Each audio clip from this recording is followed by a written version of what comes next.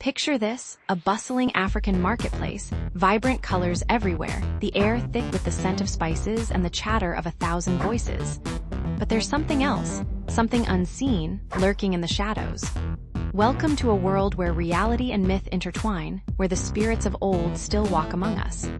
Our story begins with Amara, a young woman with eyes that sparkle like starlight. She's always been different, able to see things others can't. Today, she's drawn to an old woman's stall where a peculiar necklace catches her eye. The pendant, a small wooden mask, seems to whisper her name. "Be careful, child," the old woman warns, her voice as dry as ancient parchment. This necklace carries the spirit of Anansi, the trickster god. It grants wishes, but at a terrible price. Amara hesitates, but the necklace's pull is too strong. She buys it, ignoring the old woman's ominous words. As she fastens it around her neck, a shiver runs down her spine. The marketplace seems to shift, the colors growing brighter, the sounds sharper. That night, Amara dreams of a vast savanna under a blood-red moon. A figure approaches, half man, half spider. Anansi. He speaks of a bargain, a chance to change her life. All she has to do is make a wish. Amara wakes, her heart racing. It was just a dream, wasn't it? But as days pass, strange things begin to happen. She finds money in her pockets she doesn't remember having. Her crops flourish while her neighbors wither. People start to whisper, to point and stare. One evening, as the sun sets, painting the sky in hues of orange and purple, Amara's younger brother falls ill. His fever rages, resisting all traditional remedies.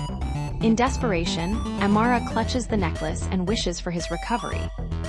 The next morning, her brother is perfectly healthy. But in the village square, an old man has died mysteriously in his sleep. Amara's blood runs cold as she realizes the true cost of her wish. Terrified, she tries to remove the necklace, but it won't budge. The mask seems to grin at her, mocking her efforts. She seeks out the old woman from the marketplace, but her stall has vanished without a trace. As night falls, Amara finds herself in a moonlit forest clearing. The trees whisper ancient secrets, their branches reaching out like gnarled fingers. Suddenly, she's surrounded by shadowy figures, the spirits of those who have worn the necklace before her. They speak of their own bargains with Anansi, of wishes granted and prices paid, each tale more horrifying than the last. Amara learns that the necklace has been passed down through generations, each wearer adding to its power and its curse. The spirits reveal that there's only one way to break the curse. Amara must outwit Anansi himself. But how can a mere mortal outsmart a god? As dawn breaks, Amara formulates a plan. She returns to the marketplace, this time with a purpose. She sets up her own stall, filled with trinkets and baubles, and she waits. Days pass, then weeks. Finally, a familiar figure approaches, the old woman who sold her the necklace. But Amara sees through the disguise. It's Anansi, come to claim another victim. "I have something you want," Amara says, her voice steady despite her fear.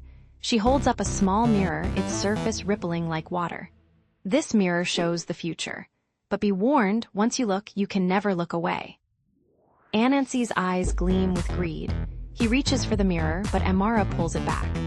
"First, you must remove my necklace," she says. The god hesitates, then agrees. The moment the necklace leaves her neck, Amara smashes the mirror. Anansi howls in rage, realizing he's been tricked. In a whirlwind of dust and magic, he vanishes, taking the cursed necklace with him. Amara stands alone in the marketplace, her heart pounding. She's free, but at what cost? As she turns to leave, she catches her reflection in a shard of the broken mirror. For a moment, just a moment, her eyes flash with the cunning of a trickster god. And so, dear viewer, next time you're browsing a market stall, remember Amara's tale. For in Africa, where myth and reality dance hand in hand, you never know when you might stumble upon a god, or become one yourself.